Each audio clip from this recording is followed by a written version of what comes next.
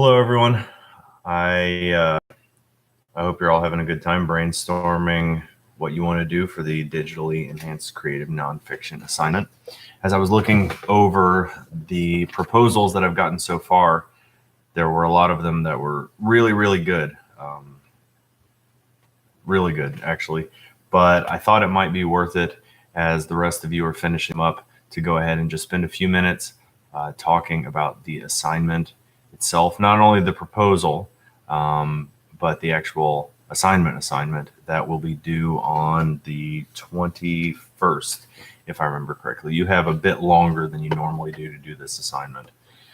And that's because there's a little bit extra involved in it, but also your semester should be getting busy and you should be starting to revise your previous essays. So I'm going to spend a couple of minutes just looking at the assignment and we'll talk through it, and that'll be it. Hopefully this video will only take 10 or 12 minutes.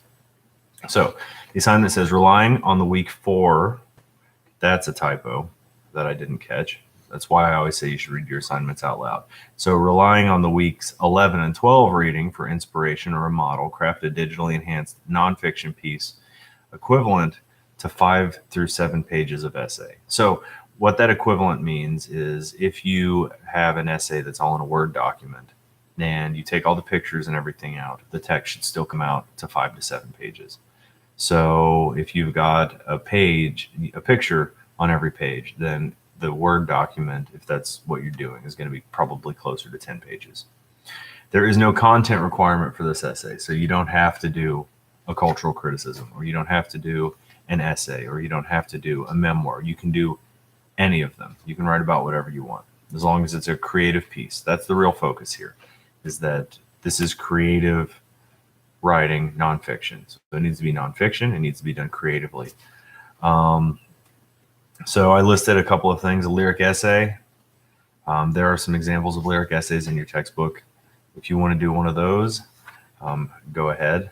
If you want to do a narrative podcast, I would love to hear one. But if you submit one, I need a transcript for it. It's very hard to give you any kind of useful feedback just on the audio podcast. And also, the very first time that I taught this class, I didn't require a transcript, and all of the podcasts they were bad. Quite honestly, they were bad.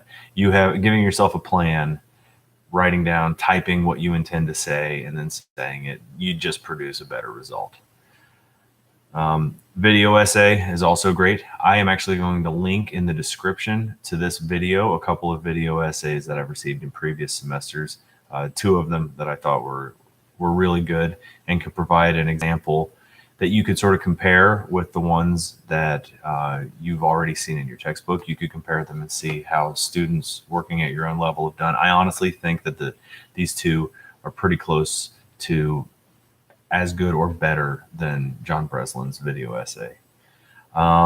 Memoir with pictures. Honestly, for most people, a memoir with pictures is the safest bet. If you're like, I don't want to get out over my skis and risk absolute calamity, then that's the safest thing. Go back to the first assignment of the semester and write yourself a good memoir about a time in your life that you happen to have fairly well documented. Dig through your photos and videos and stink and put them in.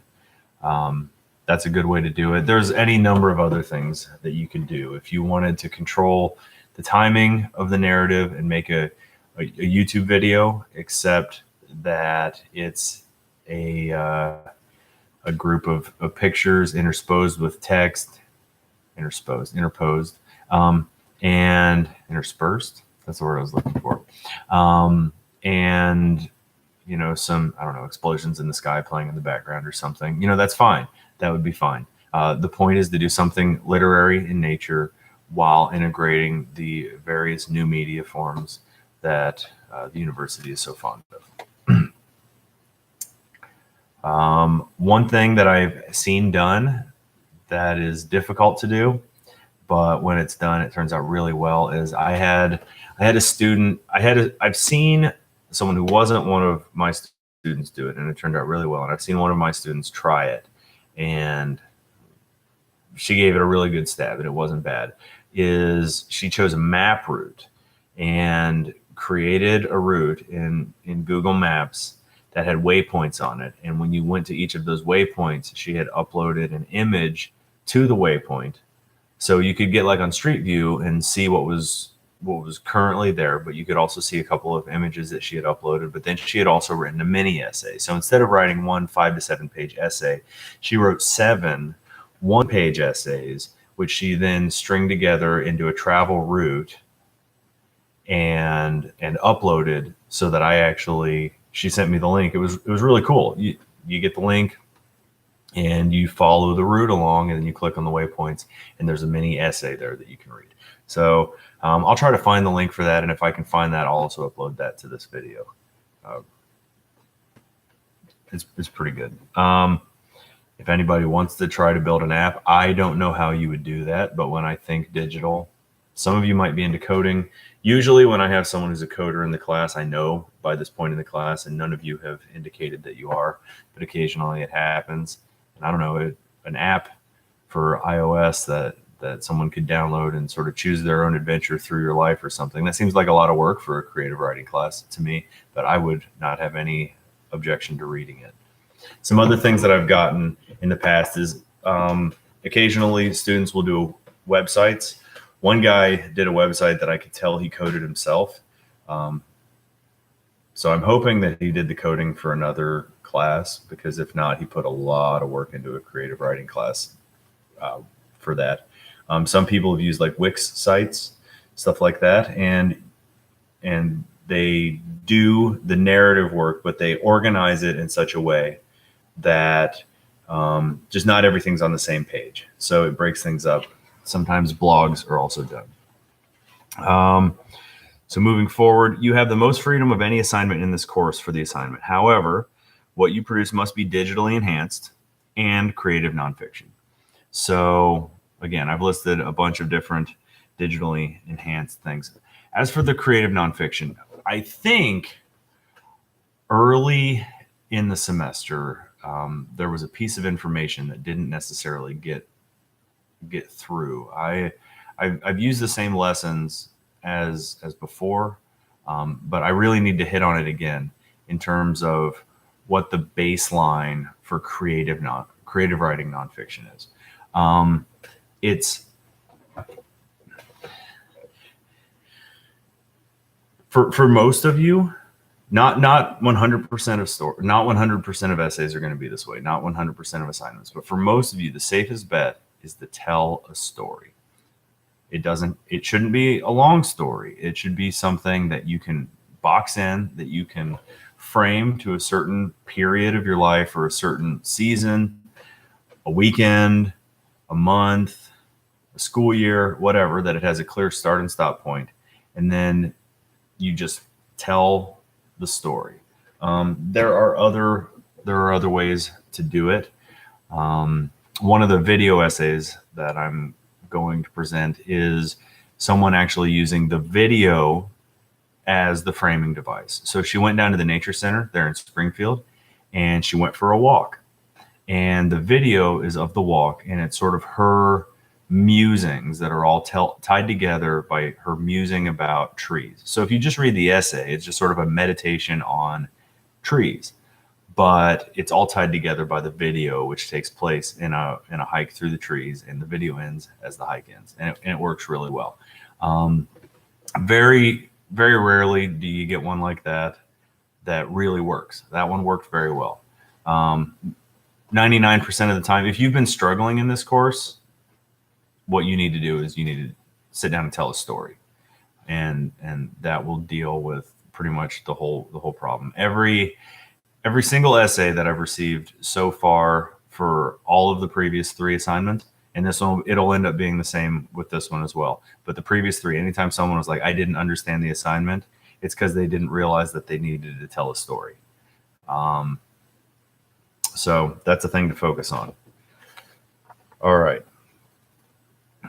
Moving forward. So you can use, I think I already said this, but you can use any of the forms that have been covered in this class.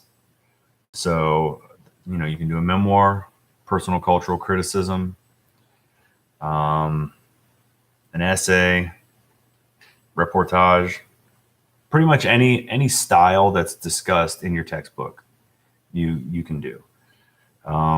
If you want to, if any of you are artistic and you want to do a graphic novel, go for it. That'd be super cool. I've never received one yet. I had one student tell me she was going to, and then she got started and realized it was going to be too time consuming and didn't do it. I'd love to have one of those.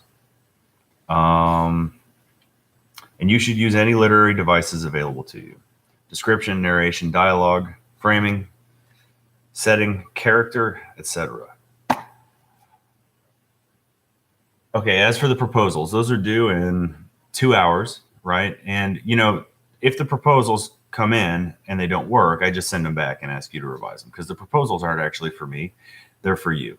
They are so that you actually know what you're going to write, and you know it at least a week out. This time it's 2 weeks out, so that you have an idea. Here's what I'm going to write about. So I discussed it earlier in the semester, but I really want you to go back and look at it. So I think I actually copied it into the proposal assignment as well, that you need to do a tier 4 or 5, proposal. So don't say, I want to write about yawns, right? I don't want to write about yawns. I want to write about this one time when I was making a YouTube video and my wife yawned in the background, and I talked about it on the YouTube video and the chaos that it caused in my life for the following week. Like, see the difference in the level of detail that's going on there? That is very useful to you to start out writing your essay or your podcast or whatever, having already done that, having thought through that stuff. So that's important. So if you're sending me 2 sentences, just so you know, you're going to get it back. I'm going to send it back. I'm going to be like, this isn't good enough. And it's not because I need it to be that good. It's because you need it to be that good in order to be successful on this assignment. And yeah, I think that about covers it. So if you have any questions, please call, text. I'm not going to put my phone here on this YouTube video, but I've given it to you about 25 other places. I don't have my phone with me at work, but if you text me during the day, as soon as I get out and get my phone, I will text you back, and we'll get it sorted out. So thanks. Have a good evening.